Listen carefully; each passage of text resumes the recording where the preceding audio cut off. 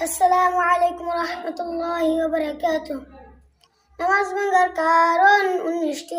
নামাজের ওষুধ পড়া, নামাজের ভিতর কথা বলা, কোন লোকের সালাম দেওয়া, সালামের উত্তর দেওয়া, আহ শব্দ করা, বিনজরে কাশা, আমলে কাসির করা, বিপদে কি বেদনা, শব্দ করিয়া কাদা, তিন তাসবিহ পরিমাণ সতর করিয়া থাকা, মুক্তাদি ব্যতীত অপর ব্যক্তির লোক মানা, সম্বাদ ও দুসম্বতের উত্তর দা, নাপাক জায়গায় সেজদা করা, কিবলার দিক হইতে সিনা ঘুরিয়া থাকা, নামাজে কোরআন শরীফ দেখিয়া পড়া, নামাজে শব্দ করিয়া আসা, নামাজে সাংসারিক কোনো বিষয় প্রার্থনা করা, হাসির উত্তর দা, নামাজে খাওয়া ও পান করা, ইমামের আগে মুক্তাদি দাঁড়ানো।